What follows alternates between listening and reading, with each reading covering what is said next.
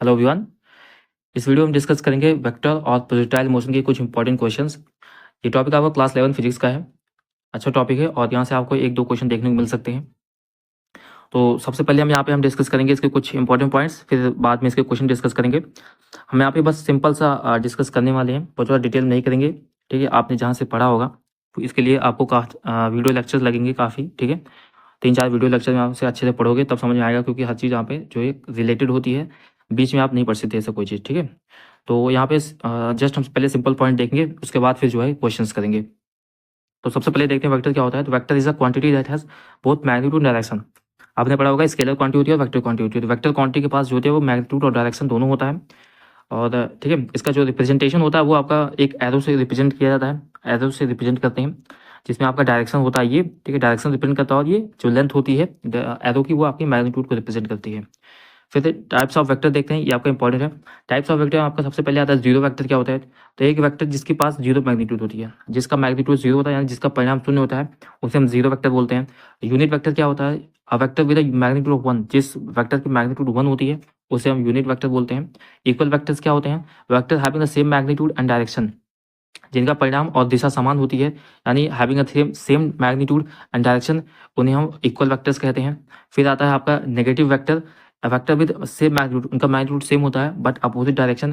ठीक है, इनकी जो दिशा होती है विपरीत होती है, उन्हें हम नेगेटिव वेक्टर बोलते हैं। फिर इसके बाद जब एनसीईआरटी पढ़ोगे उसमें दो इंपॉर्टेंट पॉइंट दे रखे हैं, आपका डॉट प्रोडक्ट और क्रॉस प्रोडक्ट।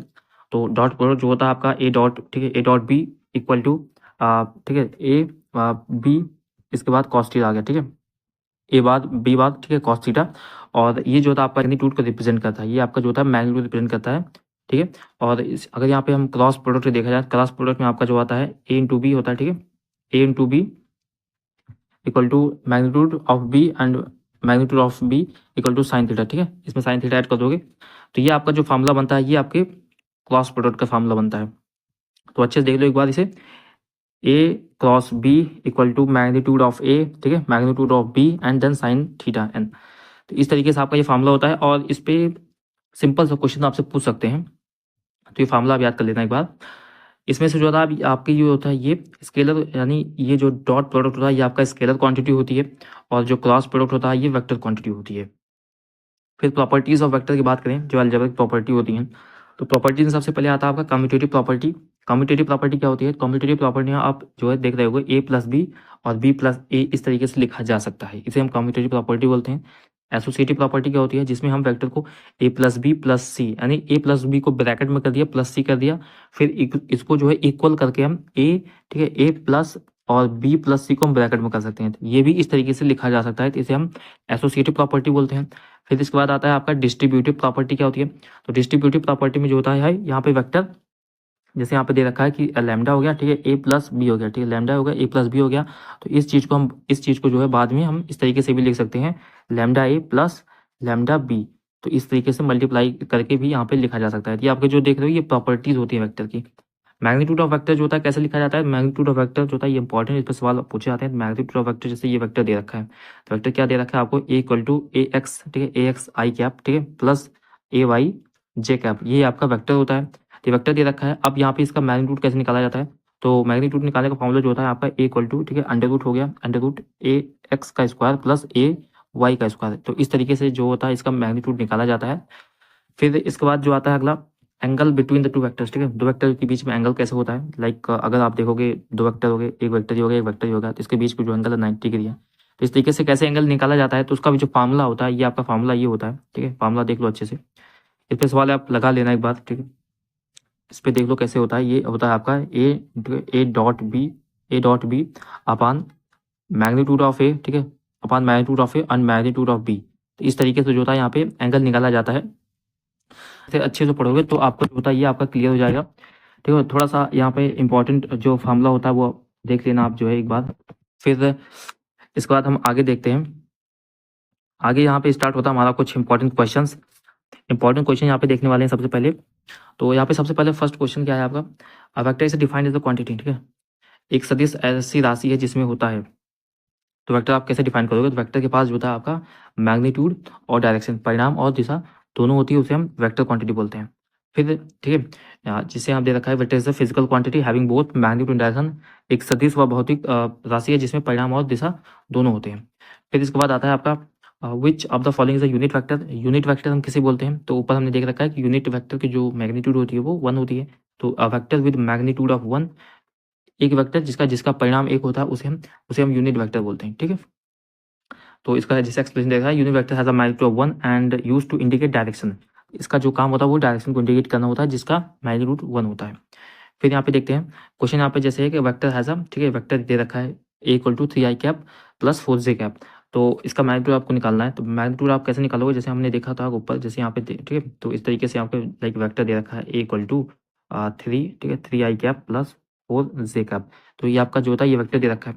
तो इसका मैग्नीट्यूड कैसे निकालोगे, तो आप तो इस तरीके से आप इसको स्क्वायर रूट में करके और 3i का, ठीक है, इसका स्क्वायर प्लस 4j का स्क्वायर, ठीक है, 4j का स्क्वायर। तो जब यहाँ पे इसका निकालोगे तो यहाँ पे इसका जो आंसर आएगा इस तरीके से, ठीक है, 3 × 3 हो जाएगा प्लस आपका ये जो होता है यहाँ पे क्या दे रखा है, यहाँ पे है 4, आपको 4 इस इंटू 4। तो जब इसे आप कैलकुलेट करोगे तो ये आपका आ जाएगा 9 + 16 जो कि आपका अंडर रूट में रहता है, और ये 25 आ जाएगा। ठीक है, 25 का अंडर रूट आपका जो होता है 5 होता है। इस तरीके से आपका जो राइट आंसर होगा यहाँ पे यह आ जाएगा आपका 5। ठीक है, तो इस तरीके से निकाला जाता है। और इसके बाद फिर आपका जो अगला क्वेश्चन आता है, question what is the angle between the two perpendicular vectors. दो परपेंडिकुलर वेक्टर्स के बीच में एंगल क्या होता है, ये इंपॉर्टेंट क्वेश्चन है, इसको याद कर लो, डायरेक्ट याद कर लो। ठीक है, तो दो परपेंडिकुलर वेक्टर्स के बीच में जो एंगल कितना होता है, तो परपेंडिकुलर वेक्टर जैसे यहाँ हो गया, ये हो गया, तो इनके बीच में जो एंगल इस तरीके से जो बनता है यहाँ पे वो 90 डिग्री का एंगल बनता है। ठीक है, 90 डिग्री का एंगल बनता है। Perpendicular vectors always have a angle of 90 degree between them. ठीक है, तो इनके बीच में जो एंगल होता है वो 90 डिग्री होता है। फिर इसके बाद आता है question which of the following is the physical quantity is a vector. इनमें से कौन सी फिजिकल क्वांटिटी होती है आपकी वेक्टर क्वांटिटी है। तो ऑप्शन देख रहे हैं मास, टेम्परेचर, एक्सेलरेशन, एनर्जी। ठीक है, राइट आंसर विल बी आपका acceleration. Acceleration has a both magnitude and direction because it is a vector quantity. ठीक है, त्वरण में जो होता है परिणाम और दिशा दोनों होती है, और अंतर यह आपकी सदिश राशि होती है। फिर इसके बाद आता है आपका आता है which are the following is a vector quantity. इनमें से कौन सी आपकी वेक्टर क्वांटिटी है। तो स्पीड, डिस्टेंस, डिस्प्लेसमेंट और वर्क। देखो हम बताएं इस क्वेश्चन, एक तरीके से क्वेश्चन, इसको वेरी इंपॉर्टेंट क्वेश्चन है और इसे याद रख लेना। इस तरीके से क्वेश्चन बनते हैं कि कौन सी वेक्टर क्वांटिटी, कौन सी स्केलर क्वांटिटी है। बार बार ये क्वेश्चन पूछा गया है, जो प्रीवियस 23, 24, 22 में हर बार क्वेश्चन बनता है कि स्केलर क्वांटिटी कौन सी है, वेक्टर क्वांटिटी कौन सी है। तो जितनी तरीके की क्वांटिटीज़ हैं, जितने भी तरीके के एग्जाम्पल हैं, सारे याद कर लेना अच्छे से। बहुत ज़्यादा प्रोबेबिलिटी होती है कि इस तरीके के क्वेश्चन बन सकते हैं, इजी क्वेश्चन होता है। तो जब क्वेश्चन आपको याद रहेगा तो आराम से जो है आप कर जाओगे। ठीक है, तो जैसे यहाँ पे दे रखा है कि वो ज़्यादा फॉलोइंग है वेक्टर क्वांटिटी। वेक्टर क्वांटिटी कौन सा है, आपको डिस्प्लेसमेंट पता होगा, डिस्प्लेसमेंट होता है उसके पास, डायरेक्शन और मैग्नीट्यूड दोनों होता है। तो ये जो होती है आपकी वेक्टर क्वांटिटी होती है। फिर यहाँ पे अगला क्वेश्चन है the magnitude of vector is always. ठीक है, मैग्नीट्यूड, वेक्टर का मैग्नीट्यूड हमेशा क्या होता है, तो वेक्टर का मैग्नीट्यूड जो होता है वो नेगेटिव हो नहीं सकता। ठीक है, वो हमेशा पॉजिटिव या जीरो होता है। तो आपका राइट आंसर होगा पॉजिटिव। ठीक है, पॉजिटिव लगा जाना, पॉजिटिव जो होता है वो मैग्नीट्यूड वेक्टर जो होता है वो हमेशा पॉजिटिव ही होता है। ठीक है, जीरो नहीं हो सकता मैग्नीट्यूड वेक्टर का। फिर यहाँ पे आता अगला question, two vectors are said to be equal. दो वेक्टर उन्हें इक्वल कब बोल सकते हैं, तो वेक्टर कब इक्वल बोल सकते हैं, तो उन्हें इक्वल तब बोलेंगे जब they have a same magnitude and direction. जब उनकी डायरेक्शन, ठीक है, डायरेक्शन और मैग्नीट्यूड, लाइक एक वेक्टर ये हो गया और एक वेक्टर ये हो गया, तो इन दोनों की डायरेक्शन भी सेम है और मैग्नीट्यूड भी सेम है, तब उन्हें हम इक्वल वेक्टर्स बोलते हैं। ठीक है, इस तरीके से आपको देखना है। फिर यहाँ पे अगला आता है the resultant of two vectors, the resultant of two perpendicular vectors of a equal magnitudes makes an angle of with each vector. ठीक है, तो अगर दो वेक्टर्स के उनके दो वेक्टर परपेंडिकुलर वेक्टर्स, ठीक है, और उनका रिजल्टेंट जो है आपको बताना है, तो वो रिजल्टेंट हर एक वेक्टर के साथ कौन सा एंगल बनाएगा। जैसे यहाँ पे अगर एक इसको समझने की कोशिश करते हैं, लाइक जैसे देखो यहाँ पे एक वेक्टर ये हो गया, ठीक है, एक वेक्टर ये हो गया और एक वेक्टर ये हो गया। इसे थोड़ा सा बड़ा बना देता हूँ, ठीक है, इस तरीके से। ठीक है, तो ये ठीक है, तो हमसे पूछा गया है कि दो परपेंडिकुलर वेक्टर, ठीक है, अब इनका जो रिजल्टेंट होगा, रिजल्टेंट जो होता है इनके बीच से ज़्यादा, सबको पता होगा जो रिजल्टेंट होता है। एक सेकंड, यहाँ पे थोड़ा सा ये हो गया। ठीक है, अब जैसे यहाँ पे देखोगे, तो अगर यहाँ पे देखोगे तो इनका जो रिजल्टेंट होता है, रिजल्टेंट के बीच से जाता है, इन्हें रिजल्टेंट बोलते हैं। ठीक है, तो हमसे पूछा है कि इक्वल मैग्नीट्यूड है, ठीक है, और अगर कौन सा एंगल बनाएगा, तो इनका जो रिजल्टेंट है देखोगे आपको यहाँ पे थोड़ा सा इसको ऐसे बना देता हूँ, इस तरीके से हो गया ये और ये हो गया। ठीक है, तो यहाँ पे जो रिजल्टेंट होता है, रिजल्टेंट इनका जो 90 डिग्री पे बाइसेट कर रहा है, और ये रिजल्टेंट जो होता है ये 45 डिग्री होगा। ठीक है, 45 डिग्री और ये 45 डिग्री। तो जो रिजल्टेंट है वो हर एक वेक्टर के साथ, मान लो ये वेक्टर ए और ये वेक्टर बी है, तो वेक्टर ए के साथ 45 डिग्री बना रहा है और वेक्टर बी के साथ भी 45 डिग्री बना रहा है। तो यही क्वेश्चन में कह रहा था कि समान परिणाम वाले दो लंबवत सदिशों का परिणाम प्रत्येक सदिश के साथ क्या होता है, तो कौन सा बनाता है, 45 डिग्री का एंगल बनाता है। Right answer 45 degree. फिर इसके बाद आता है the dot product of the two perpendicular vectors, दो परपेंडिकुलर वेक्टर्स का डॉट प्रोडक्ट क्या होगा। डॉट प्रोडक्ट क्या होता है, तो आपने वहाँ पर पढ़ कर आया होगा कि जो डॉट प्रोडक्ट होता है वो कैसे निकाला जाता है, ए डॉट बी, ठीक है, ए डॉट बी, इसके बाद magnitude of A, magnitude of B और कॉस थीटा, ठीक है, कॉस थीटा। तो यहाँ पे पूछा है परपेंडिकुलर, तो परपेंडिकुलर मतलब क्या होता है, ये आपके दो वेक्टर्स 90 डिग्री पे हैं, तो जब इसको आप निकालोगे आप निकालोगे तो यहाँ पे कॉस थीटा की वैल्यू कितनी आएगी, 90 डिग्री, ठीक है, कॉस थीटा की वैल्यू 90 डिग्री आ जाएगी और इसका जो वैल्यू होता है वो जीरो हो जाएगा। तो कॉस 90 का वैल्यू जीरो होता है और जब इसकी वैल्यू जीरो हो जाएगी तो कोई भी चीज़ आप जब जीरो से मल्टीप्लाई करोगे तो ओवरऑल जीरो हो जाएगा। तो यानी यहाँ पे जो ए डॉट बी की जो वैल्यू आएगी वो आपकी जीरो हो जाएगी और इसका जो राइट आंसर होगा आपका, यानी इसका राइट आंसर जीरो होगा। तो डॉट प्रोडक्ट किसी भी दो परपेंडिकुलर वेक्टर्स का जो होता है वो जीरो होता है, ठीक है। फिर इसके बाद आप अगला आता है the cross product of two parallel vectors, दो पैरेलल वेक्टर दे रखे हैं, इनका क्रॉस प्रोडक्ट क्या होता है। क्रॉस प्रोडक्ट क्या होता है आपका ए इंटू बी, ठीक है, A into B, magnitude of A magnitude of B into, ठीक है, साइन थीटा, ठीक है, ये आपका जो होता है ये क्रॉस प्रोडक्ट होता है, इसका फॉर्मूला होता है क्रॉस प्रोडक्ट का। तो अगर यहाँ पे जैसे यहाँ पे दे रखा है, यहाँ पे क्या दे रखा है कि पैरेलल वेक्टर्स के बारे में बता रखा है। पैरेलल वेक्टर्स क्या होते हैं आपके, तो पैरेलल वेक्टर्स आपके ये होते हैं जो वेक्टर्स, ठीक है, पैरेलल वेक्टर्स इस तरीके से होते हैं। पैरेलल वेक्टर्स आपके जो होते हैं ये आपके इस तरीके से हो गए, ठीक है, एंटी हो गए, तो इनके बीच में जो एंगल होता है वो आपका 180 डिग्री बन गया, 180 डिग्री हो गया। या फिर आप देख लोगे पैरेलल वेक्टर्स ये भी होते हैं, इनको भी पैरेलल, उनके बीच के एंगल 0 डिग्री होता है। तो यहाँ पे मेन बात ये है, जब आप जो है यहाँ पे दे रखा है साइन थीटा, ठीक है, साइन थीटा, और साइन थीटा चाहे 0 रख दो या फिर 180 डिग्री रख लो, इसकी जो वैल्यू आती है वो 0 आती है। तो कोई भी चीज़ अगर आप 0 से मल्टीप्लाई करोगे तो वो ओवरऑल 0 हो जाएगा। तो यहाँ पे जब आप ए, ठीक है, magnitude of A magnitude of B into 0 करोगे ये चीज़ ओवरऑल 0 हो जाएगी। तो यहाँ पे भी जो इसका आंसर जाएगा वो आपका जो क्या जाएगा, आंसर विल बी 0। तो इसको भी याद रख लो कि the cross product of two parallel vectors, ठीक है, दो पैरेलल वेक्टर्स का क्रॉस प्रोडक्ट भी जो होता है वो 0 होता है, ठीक है। फिर इसके बाद आता है अगला unit vector has a magnitude of unit vector, सबको पता होगा उसका जो यूनिट होती है वो 1 होती है। इंपॉर्टेंट क्वेश्चन है, इसको देख लेना अच्छे से, इजी क्वेश्चन है, ठीक है। फिर इसके बाद आता है vector can be represented by, एक वेक्टर को हम कैसे रिप्रेजेंट करते हैं, तो वेक्टर को रिप्रेजेंट किया जाता है एक लाइन से, ये, ठीक है, ये उसका डायरेक्शन होता है और ये जो चीज़ होती है ये जो होता है ये आपका मैग्नीट्यूड को रिप्रेजेंट करता है, ठीक है। तो वेक्टर को हम एक डायरेक्टेड लाइन सेगमेंट से जो है वो रिप्रेजेंट करते हैं, इस तरीके से वेक्टर जो होता है रिप्रेजेंट किया जाता है। फिर इसके बाद आता है अगला ट्रायंगल ऑफ वेक्टर एडिशन, ये आपका जो एनसीईआरटी में दे रखा है कि ट्रायंगल ऑफ वेक्टर एडिशन क्या होता है। तो ट्रायंगल ऑफ वेक्टर एडिशन होता है जब दो वेक्टर्स को रिप्रेजेंट किया जाता है टू साइड्स ऑफ ट्रायंगल की तरह और उनका जो थर्ड साइड होता है वो उनके सम के बराबर होता है। तो वो जो होता है उनका, ठीक है, वो सम के बराबर होता है, तो वो उसे हम ट्रायंगल ऑफ वेक्टर एडिशन के बोलते हैं। और ये कैसे होता है, जैसे मान लो जैसे दो वेक्टर हैं, ठीक है, दो वेक्टर हो गए, एक वेक्टर ये हो गया और एक वेक्टर ये हो गया, और जो थर्ड वेक्टर होता है, जैसे यहाँ पे सही से बनाया जाए इसको, थोड़ा सा ये देखो, ये वेक्टर हो गया एक और दूसरा वेक्टर ये होगा, तो जो थर्ड वेक्टर होता है ये उसको इस तरीके से बनाया जाता है, ये आपका जो होता है ट्रायंगल फॉर्मेशन का है। तो ये चीज़ बताया गया है यहाँ पे कि दो vector can be represented two side of triangle, तो दो साइड ऑफ ट्रायंगल, एक साइड ये हो गया, एक साइड ये हो गया, and their sum is represented by third side, तो इनका जो सम होता है वो तीसरी साइड से रिप्रेजेंट किया जाता है। तो इसी को बोलते हैं ट्रायंगल ऑफ वेक्टर एडिशन, ठीक है। फिर इसके बाद जो अगला क्वेश्चन आता है यहाँ पे, the magnitude of vector is represent by, magnitude के कैसे रिप्रेजेंट करते हैं, वेक्टर के मैग्नीट्यूड के कैसे रिप्रेजेंट किया जाता है, तो वो इस तरीके से रिप्रेजेंट किया जाता है। लाइक मान लो ये वेक्टर ए है, ठीक है, तो इसका जो मैग्नीट्यूड होगा ये होगा, ठीक है, तो इस तरीके से रिप्रेजेंट किया जाता है। मैग्नीट्यूड कैसे रिप्रेजेंट करते हैं, ए हो गया और इसके बीच में दो लाइन से रिप्रेजेंट करते हैं, ये आपका मैग्नीट्यूड को रिप्रेजेंट करता है, ठीक है। और एक कंप्लीट वेक्टर को डायरेक्शन से रिप्रेजेंट किया जाता है, तो ये आपका वेक्टर हो गया, ठीक है, इसको जो है ए और ये आपका मैग्नीट्यूड और इसके ऊपर अगर ऐसे एरो लगा दिया जाए तो ये टोटल कंप्लीट वेक्टर रिप्रेजेंट करना है, यानी a vector with direction and magnitude को रिप्रेजेंट करता है, ठीक है, इस तरीके से वेक्टर रिप्रेजेंट किया जाता है। फिर इसके बाद जो आपका अगला क्वेश्चन आता है, नल वेक्टर क्या होता है, तो नल वेक्टर होता है ऐसा वेक्टर जिसका मैग्नीट्यूड 0 होता है और उसकी कोई भी स्पेसिफिक डायरेक्शन नहीं होती, ठीक है, तो उसे हम जो होता है वो नल वेक्टर कहते हैं, यानी शून्य परिणाम और कोई विशिष्ट दिशा नहीं होती, वो जो वेक्टर होता है आपका वो नल वेक्टर होता है। फिर इसके बाद जो अगला क्वेश्चन देखते हैं, when two vectors are added their resultant is maximum when the angle between them, ठीक है, जब दो वेक्टर्स को ऐड करते हैं तो उनका जो रिजल्टेंट होता है वो मैक्सिमम होता है, और वो कब होता है, ठीक है। तो सपोज करो उनको रिजल्टेंट मैक्सिमम आपको लेकर आना है, तो उनका रिजल्टेंट मैक्सिमम कब हो सकता है, ऐसे ही आप दिमाग लगा लो। मान लो ठीक है, तीन कंडीशन यहाँ पर बनाता हूँ, एक वेक्टर, ठीक है, एक वेक्टर इधर है और एक वेक्टर इधर है। फिर दूसरी कंडीशन क्या बनती है, एक वेक्टर यहाँ पे है और एक वेक्टर इस तरीके से एंगल पे है, और तीसरी कंडीशन ये है कि दोनों वेक्टर जो हैं वो तीनों वेक्टर जो है इस तरीके से हैं। तो यहाँ पे आप देख रहे हो यहाँ पे जो एंगल होगा वो आपका 180 डिग्री का बन रहा है, ठीक है, 180 डिग्री बिल्कुल अपोजिट है। यहाँ पे आप देखोगे तो एंगल इसका जो है 90 डिग्री बन रहा है, और यहाँ पे आप देखोगे तो यहाँ पे जो एंगल है इनके बीच में 0 डिग्री का है।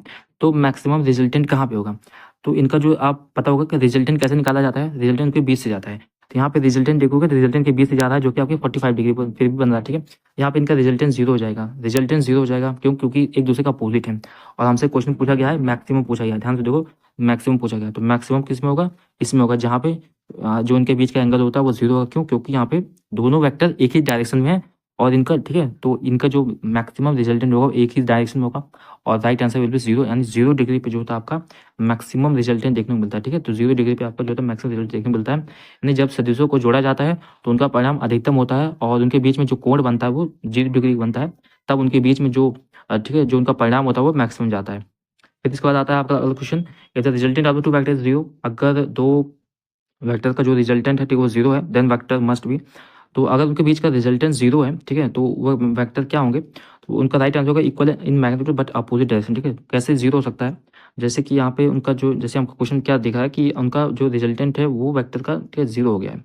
और वेक्टर कैसे हो सकते हैं, तो अगर रिजल्टेंट 0 होने का मतलब होगा कि वेक्टर हमेशा, ठीक है, एक वेक्टर यहाँ पे होगा और एक वेक्टर यहाँ पे होगा, तो ये दोनों 180 डिग्री के एंगल पे होंगे, तभी इनका जो था वो रिजल्टेंट 0 हो जाएगा, क्योंकि यहाँ पे किसी तरीके से, ठीक है, कोई भी रिजल्टेंट नहीं बनेगा, ठीक है, जो कि आपके कैंसिल आउट कर देंगे।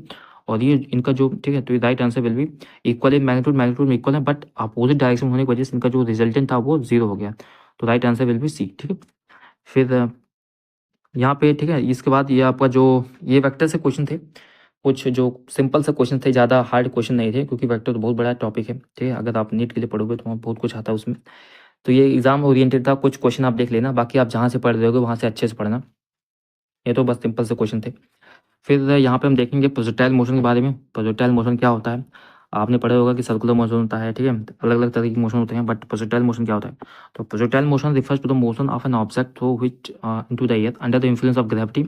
यहाँ पे ग्रेविटी काम कर रही होती है, फॉलोइंग अ कर्व पाथ, ठीक है, कॉल्ड पैराबोलिक ट्रेजेक्टरी बनती है। This type of motion is occur when the object is projected with an initial velocity at an angle to the horizontal, ठीक है।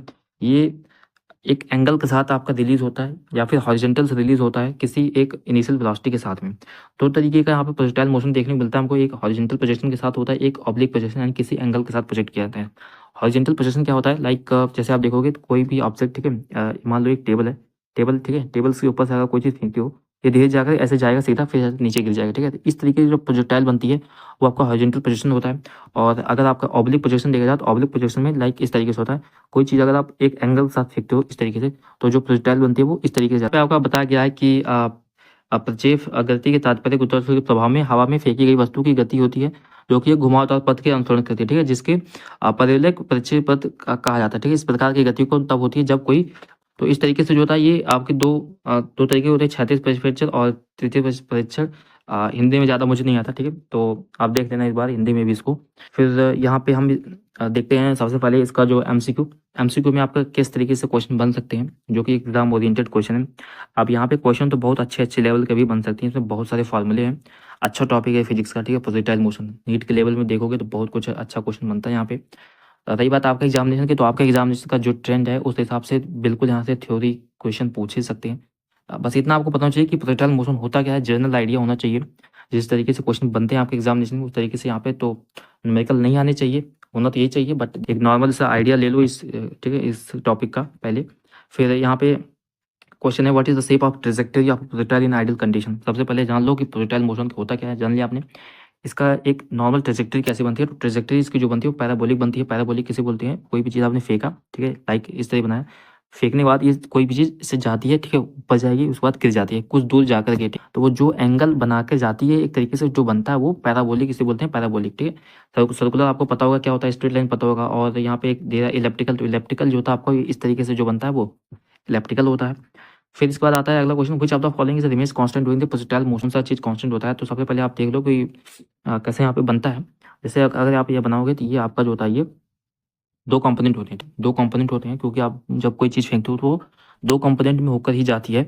तो आपका जो ये एक्स कंपोनेंट होता है ये आपका वाई कंपोनेंट होता है, ठीक है, वाई कंपोनेंट होता है। ये आपका जो इसे बोलते हैं वर्टिकल वेलोसिटी। जैसे यहाँ पे जब फेंकोगे दो चीज़, कोई भी चीज़ फेंकना है तो यहाँ पे दो वेलोसिटी बनती है, दो वेलोसिटी बनती है, कैसे बनती है देखते हैं। यहाँ पे इस तरीके से जाएगी, तो यहाँ पे दो चीज़ बनती है, एक इसकी जो वर्टिकल वेलोसिटी होगी जो ऊपर जा रही है, और एक जो इधर को जाती है यानी हॉरिजॉन्टल में जाती है, तो आपकी हॉरिजॉन्टल वेलोसिटी होती है।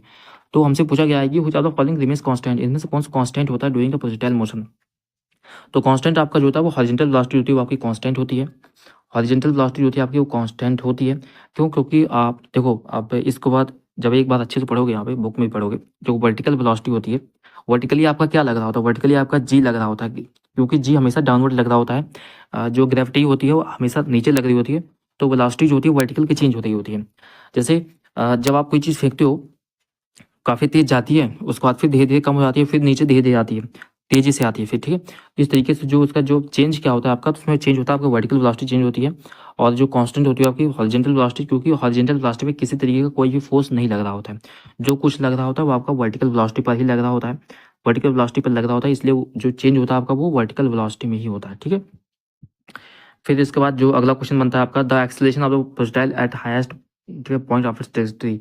हाईएस्ट पॉइंट पर जो एक्सेलरेशन क्या होता है, फिर से वही क्वेश्चन है। हाईएस्ट पॉइंट पे जैसे आपने पार्टिकल फेंका, तो इसका जो हाईएस्ट पॉइंट है यहाँ पे आता है।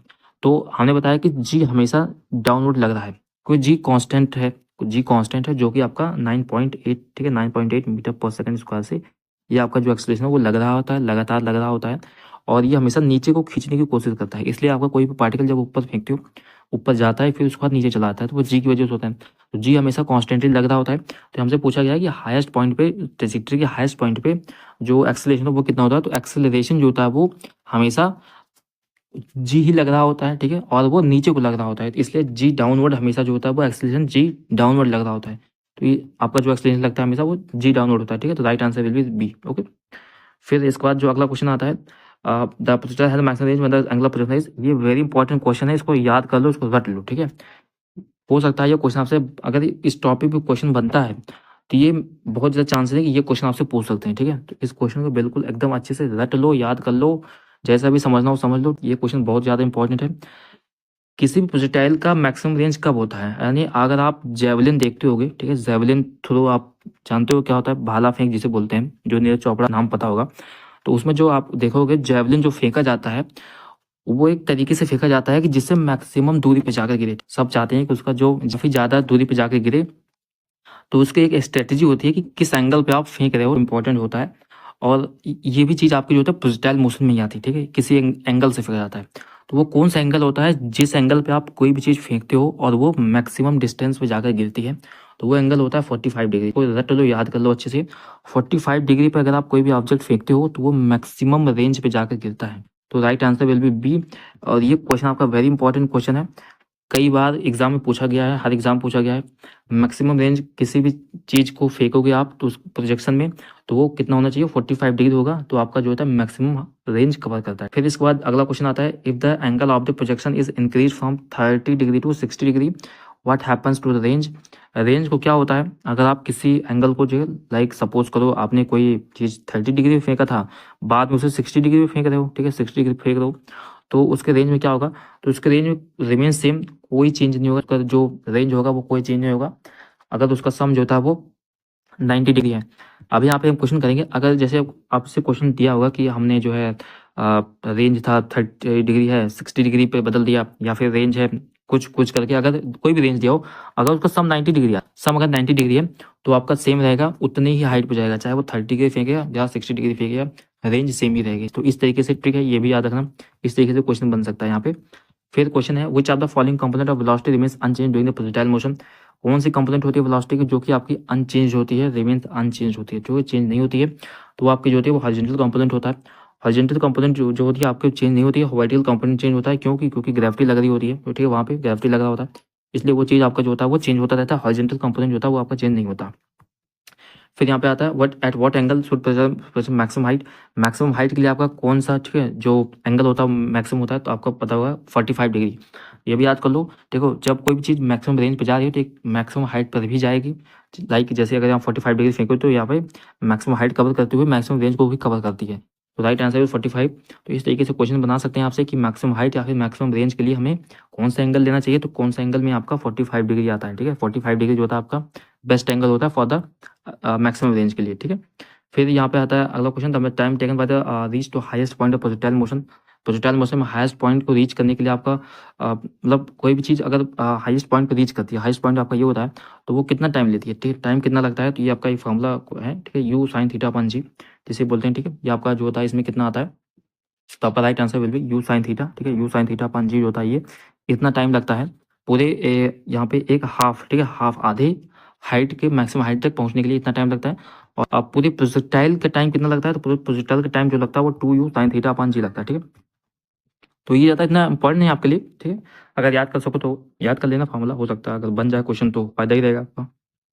फिर इसके बाद जो अगला आता है question, the horizontal distance covered by the projectile, जो हॉरिजॉन्टल डिस्टेंस कवर्ड होती है प्रोजेक्टाइल मोशन की, उसे हम क्या बोलते हैं, लाइक जैसे हम ग्राफ बनाते हैं, यहाँ पे देखा होगा आपने वाई कंपोनेंट और ठीक है, ये आपका एक्स कंपोनेंट और वाई कंपोनेंट, ठीक है।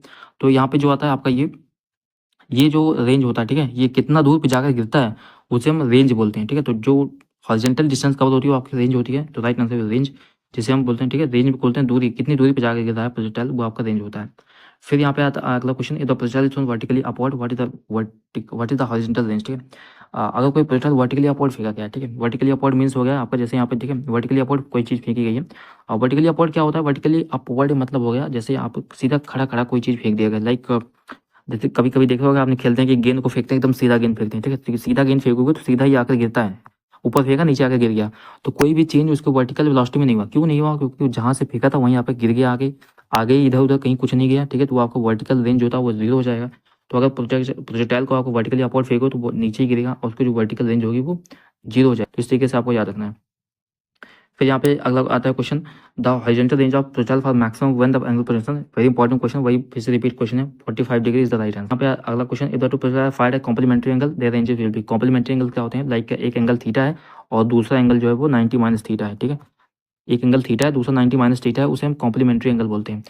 क्यों, लाइक सपोज कर लो एंगल जो आपका 30 है, एक 90 माइनस 30 हो गया तो 60 हो गया, तो इसे कॉम्प्लीमेंट्री एंगल बोलते हैं। और अगर दो एंगल्स का आप कॉम्प्लीमेंट्री एंगल्स तरीके से होंगे तो इनकी जो रेंजेस होती हैं वो आपके इक्वल रेंजेस आते हैं, इसलिए कहा है कि थीटा या फिर 90 माइनस थीटा, यानी 30 डिग्री 60 डिग्री कोई एंगल ले लो, अगर उनका सम 90 डिग्री आता है तो आपका जो रेंज होगा वो इक्वल रेंजेस पे जाते हैं, ठीक है, तो इस तरीके से देखा जाता है। फिर यहाँ पे क्वेश्चन है, if the projectile is thrown at an angle of 45 degree, 45 degree फेंकते हैं, द सेम स्पीड, ठीक है, what how will range compare one through the 30 degree, ठीक है। तो हमने कहा है कि अगर आप 45 डिग्री में फेंकते हो तो वो मैक्सिमम होता है, हमेशा मैक्सिमम होता है, ठीक है, कोई भी स्पीड हो हमेशा वो मैक्सिमम होता है। तो वो अगर आप 30 डिग्री, आप जैसे आप क्वेश्चन क्या बोला है कि हमने जो है एक, ठीक है, पार्टिकल है कोई भी चीज़ है, उसको हमने जो है 45 डिग्री पे ट्राई किया और 30 डिग्री पे ट्राई किया है, तो हमेशा याद होगा 45 डिग्री जो होता है मैक्सिमम होता है, मैक्सिमम उस पर जाता है। राइट आंसर विल भी क्या होगा यहाँ पे, जैसे यहाँ पे दे रखा है कि प्रोजेक्टाइल जो है projectile is thrown at angle of 45 degree, एक 45 डिग्री फेंका हमने विद द सेम उसी स्पीड से, how will range compare to throw in 30 degree, अगर सेम स्पीड में हम 30 डिग्री को भी फेंकते हैं तो उसकी रेंज क्या होगी, तो उसकी रेंज लेस होगी, क्यों, क्योंकि 45 डिग्री पर ही मैक्सिमम होता है और कोई भी आप रेंज लोगे तो आपका डाउन हो जाएगा, ठीक है, तो इसका right answer will be lesser. तो यहाँ पे कुछ थे प्रोजेक्टाइल मोशन और वेक्टर के क्वेश्चंस। हमें पता है फिजिक्स जो है बहुत ज़्यादा टफ लगता है, यानी इंटरेस्टेड नहीं होता है, कम समझ में आता है, सबको होता है, बट इंपॉर्टेंट आपके लिए होता है कि अगर आपको गवर्नमेंट कॉलेज चाहिए तो आपको फिजिक्स भी पढ़ना पड़ेगा, इंपॉर्टेंट है आपके 5 सब्जेक्ट में, उसका भी जो मार्क्स होगा वो ऐड होगा आपका, तो अच्छे ठीक है नंबर के लिए आपको फिजिक्स भी पढ़नी होगी। बस इंपॉर्टेंट ये है आपका कि जो आपका इंपॉर्टेंट चैप्टर है बस उतना ही पढ़िए, जो आपको चैप्टर नहीं समझ में आ रहा है, बिल्कुल भी नहीं समझ में आ रहा है, कोई जरूरत नहीं है, उसको लीव कर दो, इतना भी कोई इंपॉर्टेंट नहीं है, क्योंकि इस बार आपके जो क्वेश्चन है वो भी कम हो गए हैं, तो जरूरी नहीं कि हर चैप्टर से आपसे क्वेश्चन बनेंगे, अगर वो हर एक चैप्टर से भी क्वेश्चन बनाएंगे तो भी उनके पास चैप्टर ही ज़्यादा रहेंगे, ठीक है, 24 क्वेश्चन बनने हैं और आपके पास टोटल 28 चैप्टर्स हैं, तो इस तरीके से आपको जो है कुछ चैप्टर लीव भी कर दो, तो ऐसा कोई दिक्कत नहीं होने वाला। तो ये कुछ इंपॉर्टेंट क्वेश्चन थे प्रोजेक्टाइल और वेक्टर से रिलेटेड, आप जहाँ भी से आप लेक्चर कर रहे होगे अच्छे से 2-3 लेक्चर पढ़ लेना अच्छे से और क्वेश्चन भी देख लेना, बेसिक आइडिया आपको वेक्टर और प्रोजेक्टाइल मोशन का होना चाहिए, जिससे अगर कोई भी छोटा सा भी क्वेश्चन बने तो आपसे क्वेश्चन गलत ना। सो मिलते हैं अगले वीडियो में कुछ केमिस्ट्री के क्वेश्चन के साथ देखेंगे, and thanks for watching the video.